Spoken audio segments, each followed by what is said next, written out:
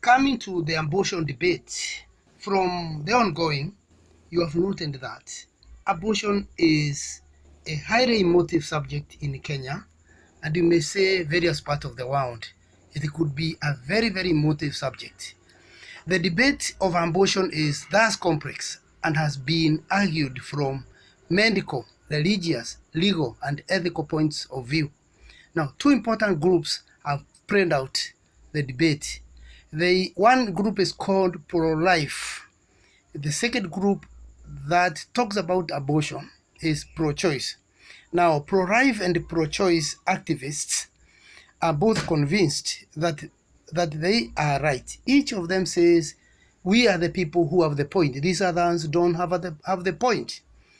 Both, however, agree on the value and dignity of life, but are sharply divided on when life begins. Both groups hold comparing views. Look at the argument for pro-life. Pro-life group argue from two standpoints. One, that all life is from God and therefore sacred. God is the only giver, sustainer, and taker of life, and therefore human beings are not permitted to take it, and no one has the right to terminate it from the moment of conception. Number two, it is the position of the pro-life movement that human life begins at conception, and that the fetus is from the very beginning entitled to full rights and protection. And some quote Psalms, biblical Psalms, Psalm 139:16, which reads, "You saw me before I was born, and scheduled each day of my life before I began to breathe."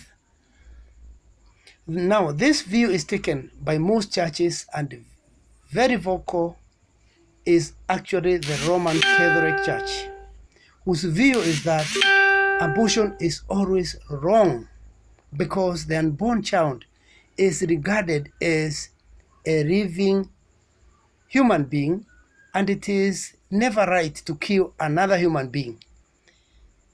That is, abortion is equal to murder. It's nothing but murder, according to this school of thought.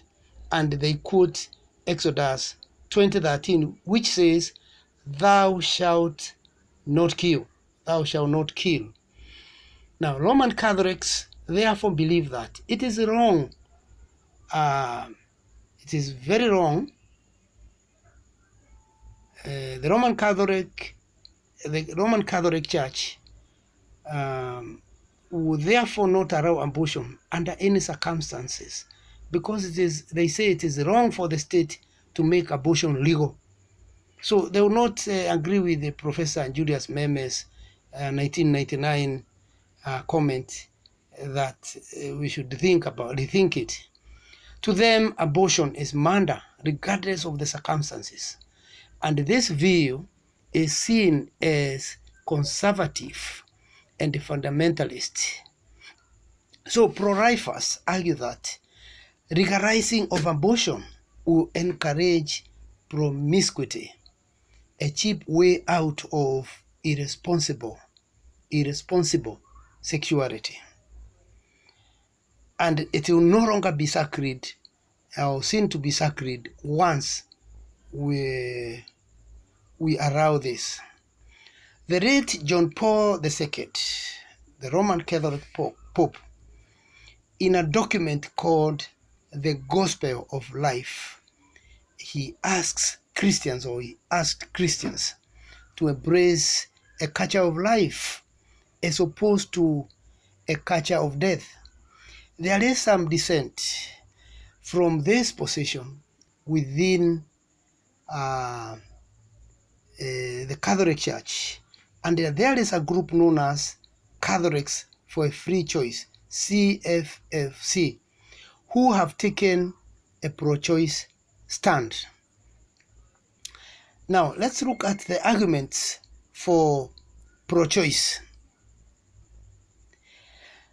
Before we examine the pro-choice arguments, let us look at certain circumstances that have been suggested by some people to argue for abortion. One of these arguments is, number one, if the child to be born is likely to be seriously deformed or defective and unable to live a normal life. Yeah, that is one. However, does anyone have a right to kill deformed children? That's another question, ethical question that comes in. Another point is, if the woman has conceived, if a woman has conceived as a result of rape or adultery, therefore unwanted. That's another reason they give, of which we still keep asking, is there any ethical reason to kill somebody because you did not plan for him or her? Number three, if a child would be too great an economic burden on the parents or on the mother if she were unmarried. That's another issue of economy determining whether to do abortion or not. The other point is where there is a serious danger to the life or physical or mental health of the mother, they argue abortion should be given a chance. Nevertheless, is abortion ever right in any of these cases? One wonders. Not all Christians would give the same answer to this question. If you ask people, is abortion ever right in any of these cases, it remains a debate. Others would say that there may be certain circumstances when abortion would be justifiable, but most would say that this should only be in extreme cases. All Christians would agree that abortion should never be available, mainly to allow the mother the opportunity to avoid the responsibility of the child. So because you don't want the responsibility, you kill. Now, what about families where parents want to avoid responsibility or are burdened by economic demands? Do they kill their children so that responsibilities disappear? That is a question that goes along with this question. Today, the pro-choice position takes two forms. One is called absolute. The other one is called modified. Let's look at the absolute. The absolute position argues that pregnancy is solely the concern of a woman and should have the absolute right to control her own body and her fertility, and should therefore determine whether to carry a fetus to term or not, to terminate it or not, or to the very end or not.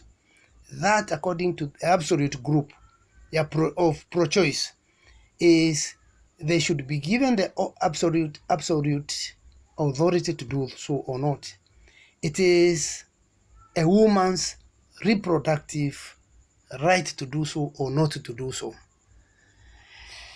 Radical feminists represent this view and see a right to abortion as giving a woman a way to equality with men.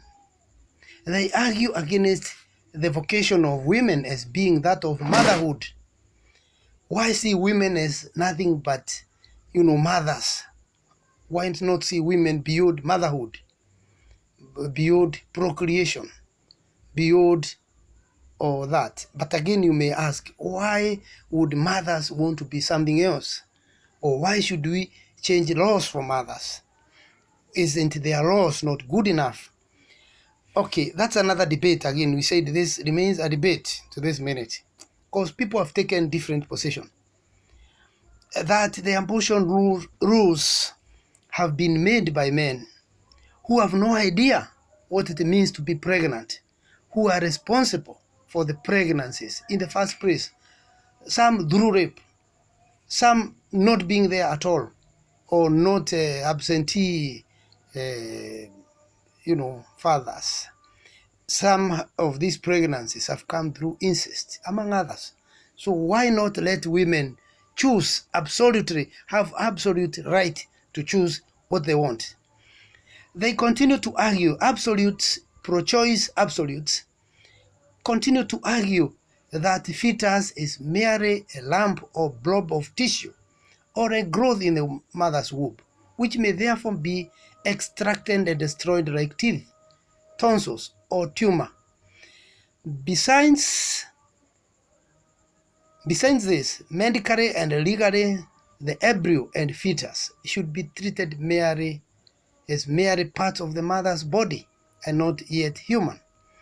So, pro-choicers argue that it is unethical to bring an unwanted child into the world where unwantedness arises from involuntary or uninformed sex, rape, incest, and therefore should a woman endure full-term pregnancy to bring forth a child she does not want? Why not let it be the case of choice? Should it come in between a woman's career and education? They ask. Is it fine for a child to be born and then it lives in poverty, neglect, and abuse, or be street child, or remain in child labor, and a general life of misery? Those are some of the questions they pose. Archbishop Desmond Tutu once posed a question: how can you tell a girl who has been made pregnant through rape or incest not to abort, or this child will bring a lot of pain? So you can see Archbishop Tutu was a South African, was part of the pro-choicers, although he's a man. So pro-choicers, generally, pro-choicers have taken the debate far, even getting men to support them. Pro-choicers therefore call for the legalizing of abortion and therefore abortion on demand. Now, the other one is modified.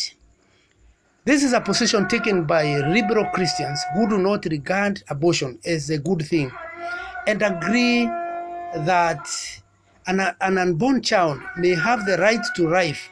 However, they raise ethical questions, such as when the life of the mother is in danger, should her life take precedence over the well-being of the unborn fetus? Now, when the life of the mother is in danger, then whose rights are important? The rights of the mother or those of the child? Those are the questions they ask the moderates. Pro-choicers, the moderate group. Which life is more important? Which life is more valuable? Now, to pro-choicers, the life of the mother is more important, or to the pro-lifers, the life of the child is more important.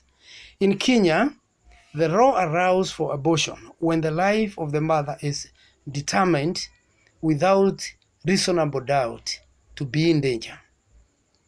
So the question we may now want to ask, what can be done to prevent the girls and women from wanting abortion? What can we do? Hiding behind religion and the law does not help solve the urgent problems of unsafe abortion and deaths of many young women.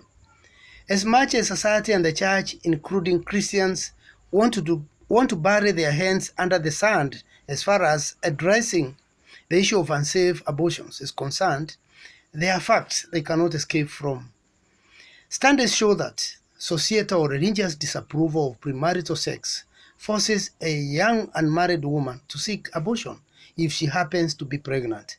Fear of being thrown out of school and or disowned by parents often leads girls to desperate measures to terminate unwanted pregnancies. Gender biases that inhibit women's ability to make their own decisions about sexuality, contraception, and family size often lead to women having unwanted pregnancies and therefore resorting to unsafe abortions, which ultimately leads to death and other complications. It is necessary for the church, government, and NGOs to work for the removal of the socio-economic and moral causes that lead to abortion. The question is how. Is it possible, for example? You can do a lot of things. First, we need to, the religious society need to pressurize the government to walk the talk and solve problems related to poverty in the country or in our societies, and therefore empower all genders, so that when people are economically empowered, some of these things will be less or not there at all. There is also the question of educating people. Wherever people are, they need to be educated about these dangers. Sometimes people tend to keep quiet. After some time, they keep quiet. There's need to educate people on all those things, how far the reproductive rights can be handled, and do not put anyone into an embarrassment or cause death or hurt the larger family. The other one is by facilitating women's access to comprehensive reproductive health care. This includes providing reproductive health information to women, making available contraceptives and family planning methods in as much as is possible. Number two, empowering women on how to prevent unwanted pregnancies. The other point is provide adequate sexual and reproductive health information and education, as I've just noted, for all, especially the youth who are most vulnerable. The other point is the Crisis Pregnancy Ministries, an organization that provides counseling to pregnant teenagers, should chip in.